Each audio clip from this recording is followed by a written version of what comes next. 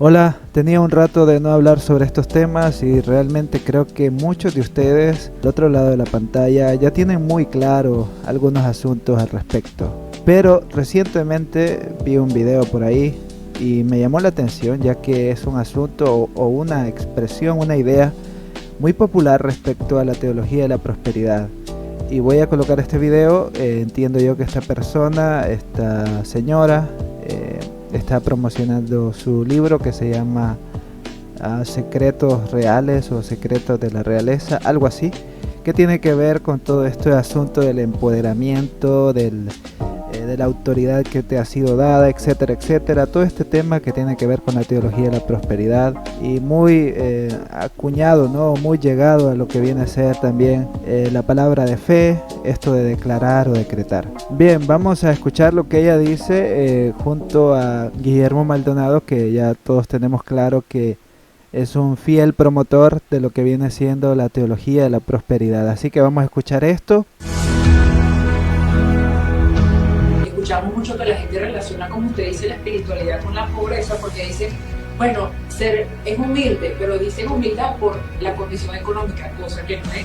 Vemos personas casi que vestidas en harapos soberbios, vemos personas con una riqueza material impresionante y muy humilde. Eso, lo que dice esta señora, que realmente no sé quién es, tiene razón, ¿no? Hasta aquí creo yo le doy un poco de, oye, tiene razón. Y es que a veces se confunde la pobreza con humildad y la riqueza con arrogancia. Y esto tiende a ser un poco falso, o más bien dicho es un falso dilema, ya que como ella bien explica aquí, que me parece muy razonable, no todos los pobres son humildes ni todos los ricos son orgullosos. El orgullo y la humildad es una cuestión que tiene que ver más con un aspecto espiritual, con un aspecto moral, que viene del entendimiento del evangelio. Así que no se trata de soy pobre, entonces soy humilde, sino más bien qué es lo que Cristo ha hecho en nosotros. Y ahora acá nuestro amigo Maldonado intentará explicar un poco el asunto, ¿no? La espiritualidad conectada con la pobreza es una mentira, porque la pobreza Cristo la derribó en la cruz del Calvario. Bien, aquí me llama la atención, él dice que Cristo derribó en la cruz del Calvario la pobreza. Ahora uno se preguntaría, bueno, entonces Guillermo Maldonado está diciendo que los cristianos no deberían ser pobres. Bueno, implícitamente la teología de la prosperidad propone esto, que nosotros deberíamos ser ricos, prósperos y saludables porque ya Cristo pagó la deuda de nosotros en la cruz del Calvario. No obstante, cuando tú revisas las escrituras, por ejemplo en Romanos 15:26 el apóstol Pablo escribe: porque Macedonia y Acaya tuvieron a bien hacer una ofrenda para los pobres que hay entre los santos que están en Jerusalén. ¿Había fallado el evangelio? ¿Había fallado la obra de Cristo? Bueno, 1 Corintios 13:3 dice: y si repartiese todos mis bienes para dar de comer a los pobres. Pablo está aquí obviamente acudiendo a una hipérbole, pero lo que sí vemos de base es que hay pobreza, ¿no?, entre los santos del Señor. Y en 2 Corintios 6:10 el apóstol dice: como entristecidos, mas siempre gozosos, como pobres, mas enriqueciendo a muchos.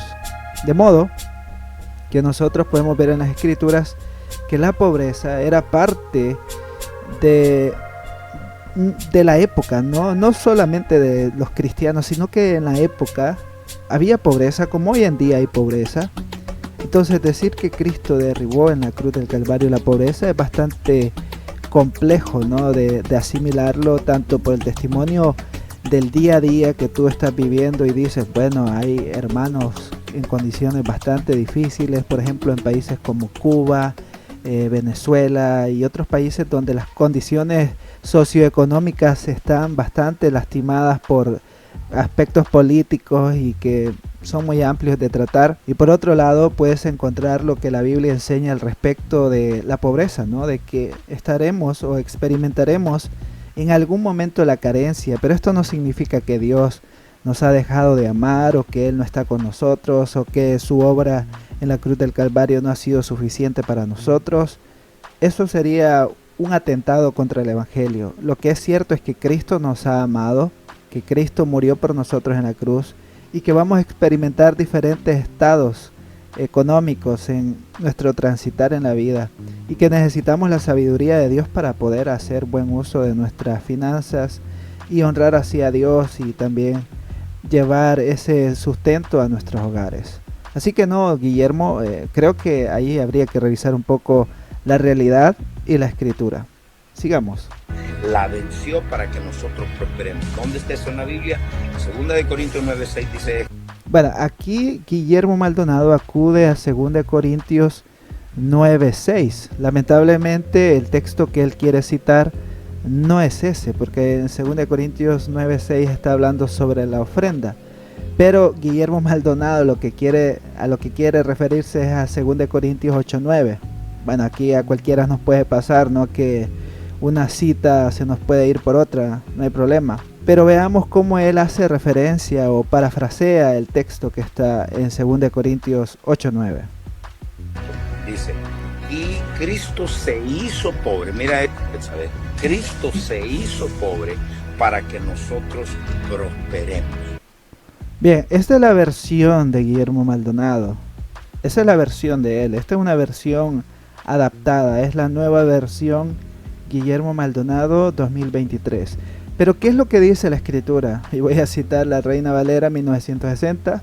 Podría haber citado otra, pero es la que tengo acá en pantalla. Dice, porque ya conocéis la gracia de nuestro Señor Jesucristo, que por amor a vosotros se hizo pobre, siendo rico, para que vosotros con su pobreza fueseis enriquecidos. Notemos que hay unas abismales diferencias entre lo que parafrasea nuestro amigo Maldonado y lo que el texto dice. Bien, pero ¿qué pasa con lo que el texto nos está enseñando? Podríamos hablar horas, podríamos hablar un par de minutos al respecto, pero hay algunos asuntos muy esenciales que queremos ver. Primero, ¿a qué se está refiriendo el apóstol Pablo? Bueno, se está refiriendo, aunque a ustedes les parezca asombroso, a algunos de ustedes les parezca asombroso, se está refiriendo a la encarnación de Cristo Jesús. Sí, Cristo se hizo hombre para salvarnos. Él asumió este estado. Como dice el apóstol Pablo en Filipenses capítulo 2, hablando sobre la encarnación, que Cristo, el cual siendo en forma de Dios, no estimó el ser igual a Dios como cosa a que aferrarse. Y luego en Romanos 15:3 dice, porque ni aun Cristo se agradó a sí mismo, antes bien, como está escrito, los vituperios de los que te vituperaban cayeron sobre mí. Y en Hebreos 12:2 dice, puesto los ojos en Jesús, el autor y consumador de la fe, el cual por el gozo puesto delante de él sufrió la cruz, menospreciando el oprobio, y se sentó a la diestra del trono de Dios. Así que Pablo se está refiriendo aquí a un acto glorioso, único y tan hermoso como lo es la encarnación del Verbo de Dios. Pero no solo esto, sino que nos dice que la encarnación tuvo un propósito y es la redención, es la riqueza nuestra. Aquí no se está hablando de un sentido material, se está hablando de un sentido espiritual. Cristo ha hecho algo glorioso por nosotros. Tal como lo nota este autor, dice lo siguiente: Cristo renunció a la plenitud divina del poder en la que habitaba con el Padre, abandonó la gloria celestial que era suya como Hijo de Dios, eligió la pobreza de la existencia humana para que a través de ella pudiera impartir las riquezas eternas de la redención a la pobreza de todos aquellos por quienes se hizo pobre. Interesante este aporte que trae luz a lo que Pablo nos está diciendo en este texto. También tenemos una voz patrística, ¿no? Una voz de antaño que dice lo siguiente: Cristo fue hecho pobre para que nosotros, mediante su pobreza, seamos ricos. Tomó forma de siervo para que pudiéramos recuperar la libertad. Él descendió para que pudiéramos ser exaltados. Fue tentado para que pudiéramos vencer. Fue despreciado para poder llenarnos de gloria. Murió para que pudiéramos ser salvos. Él ascendió para atraer hacia sí a los que yacían postrados en tierra por la piedra de tropiezo del pecado. Así que definitivamente el apóstol Pablo no se está refiriendo aquí a la prosperidad material, sino a algo más glorioso, el Evangelio de Jesucristo, aquel que puede hacer rico al pobre, es decir, aquel que está condenado en el pecado, traerlo a una nueva vida, a una nueva posición gloriosa, sentado en los lugares celestiales. Así que no creamos estos cuentos, estas historias, que suenan muy bonitas, la verdad, pero que te alejan del sentido de las Escrituras. Gracias por estar ahí. Espero que este video haya sido de provecho para tu vida. Dios te bendiga.